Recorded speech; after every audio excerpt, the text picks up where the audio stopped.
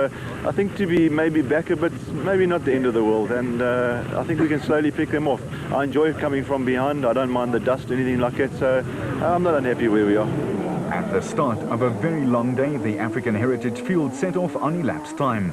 Up ahead, some of the most inhospitable areas in the Limpopo area, and Polokwane has a few of those.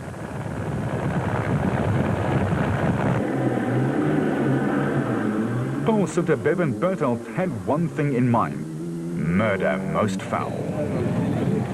Yeah, look, now we have to murder these people with our Toyota. We put it on pole, and we're just going to try to stay ahead for as long as we can. Let a couple of specials through if they catch us, and then we're going to hold up the rest of the buckies and bring our boy home here. And that was the plan, but as we all know in off-road racing, nothing ever really goes according to plan. Francois Jordan still had time to meet and greet, while other faces reflected the pressure of the moment.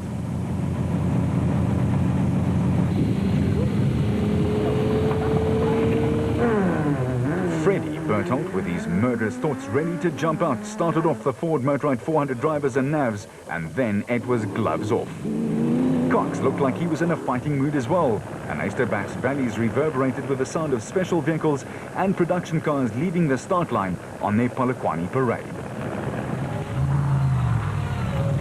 Hutchison and Bergman in 4th overall and trying to kickstart their season. After winning the Sugarbelt 400, they'd not scored a point, and a procession had built up behind them too, with Foss and Pitchford pushing.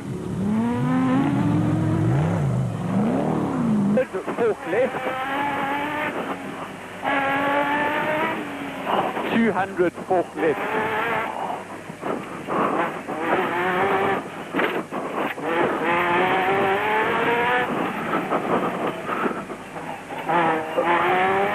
Light's not working. The what? His light's not working. Yellow light. Yeah. Okay, go. Okay, left. And that confirms it. Driving in the dust is tough, and you have to trust the nav. 1 kilometer fork right. The dust was so heavy at times that drivers decided to hang back and wait for it to clear instead of pursuing the car in front of them.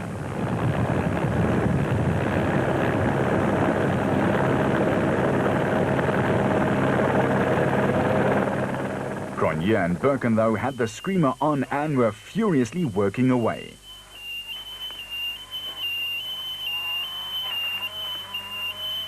Coming up to a right. And they blitzed by Marsh and Whitehouse when the opportunity arose. Left. 200 now left. Coming up here left. And went in pursuit of more victims. The first rains of the season had not yet arrived in this part of the world, and there were some hard-to-see parts to a tough start.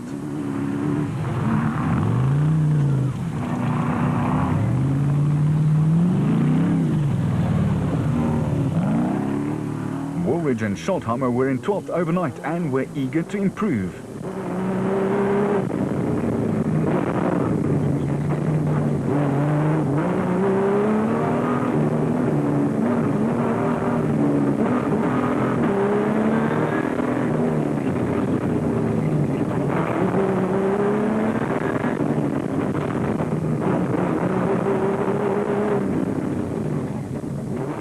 But it was hairy out there.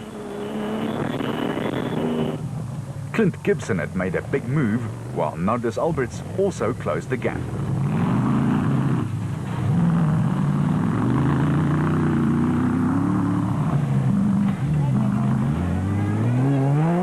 And Grobler and Jordan followed suit.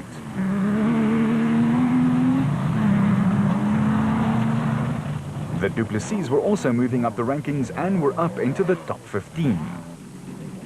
Karl-Heinz Silwald showed his style through this corner. But this little maneuver was a precursor of what was to come.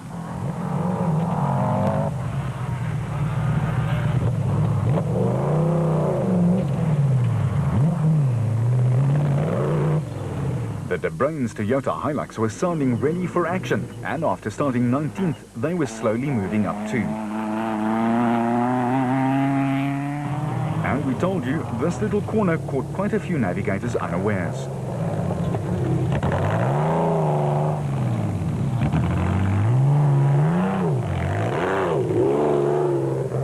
father and son team, the Weichelts, had 2 solid finishes in their last 2 starts and were looking for exactly the same kind of thing.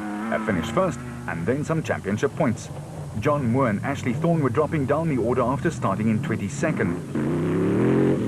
Conversely, Rob Gurney and Babumsi Rubeluza were gaining ground and picking up some places, up from 23rd overall. Their teammate Manfred Schroeder was going even better. But letting the faster traffic go through. That was Shamir Wariawa and co-driver brother-in-law Nadine Dudia going like a Boeing, with Schroeder keeping contact.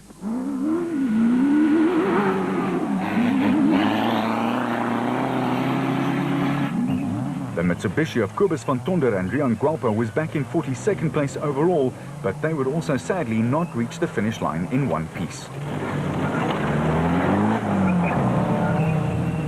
While this next move was a study in how not to, Mark Corbett and his navigator Jean Moore and Bez Besaidnout's bat testing the brand new Nissan's hard body.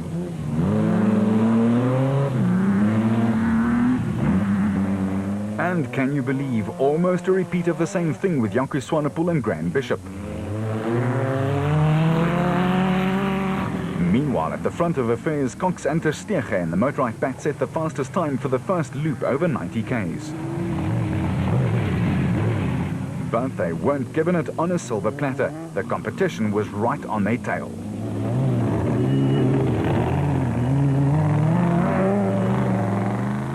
Foss and Pitchford, meanwhile, were flying at the top-placed crews still in front of them and flew by when they could. Hit him. And then we gain 90 right under the road here. Hit him. 90 right. Hit him. The thing doesn't work. Right.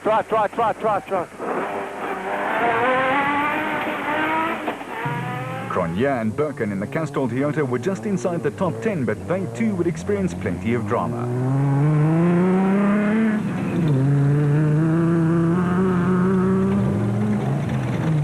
With the Hoppers on a trouble-free first loop and still firmly ensconced in the top 10 too. The Motorrad crew of Harkis and Trethuri were also there and thereabouts and were solid for a first-time crew.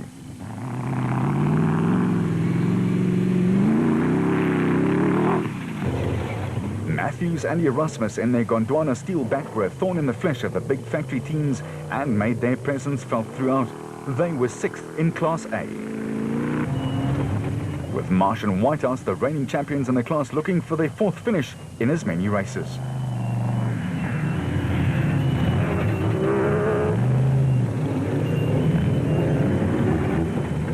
But they were all under pressure as Woolridge piloted the Ford Ranger through the dongas and hollows of the Limpopo with speed and determination. Krobler and Jordan Championship log leaders were about to experience their first non-finish of the season in the proudly South African Nissan Navara.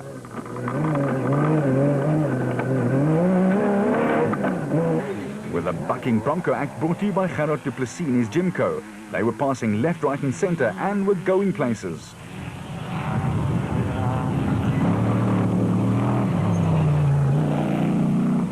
However, the dust was beginning to cause havoc and it was getting into some places that crews did not even know existed. The De Bruins in their Toyota started off in 19th place and were putting pedal to the metal. They were still leading Class D.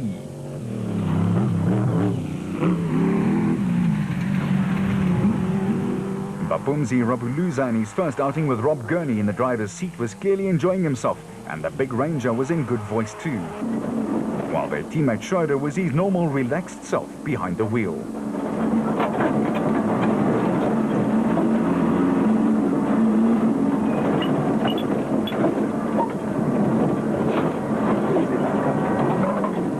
But it was clear that the specials had a distinct advantage over some parts.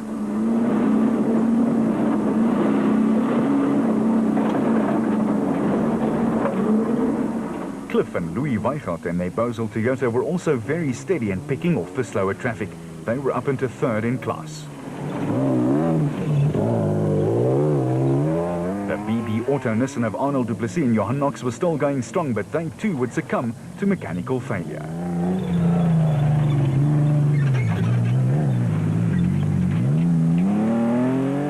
In fact, the route was claiming victims at a rate of knots, and already more than 20 teams had to call it quits.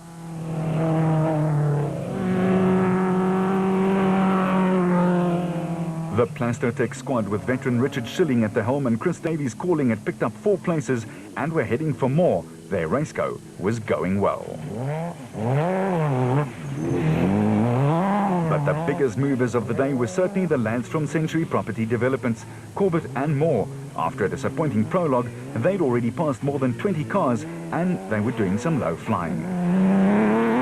The Kopenhagen Hotel boys Nick Gosler and Richard Carolyn were also catching up after starting in 34th place.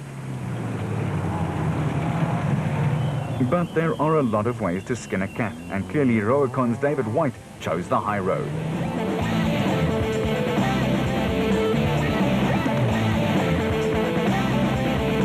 At the refuel point, it was Cox and Ter Stege who clocked the fastest time for the 90 Ks, 89 minutes and 37 seconds.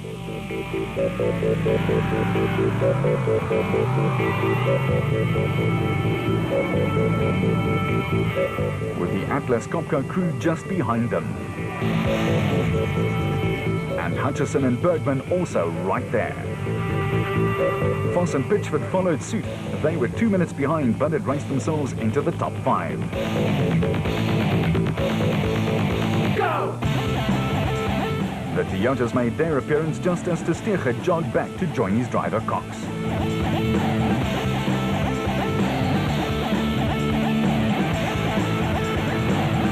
The refuel stop is a welcome break from the stark concentration needed for off-roading. A quick drink and a wipe down, and then it's back into the breach. Woolridge and Scholthammer, who had started off in 12th, had done what they'd said they'd do, quietly whittle their way back into contention, while Grobe and Jordaan's troubles were about to start.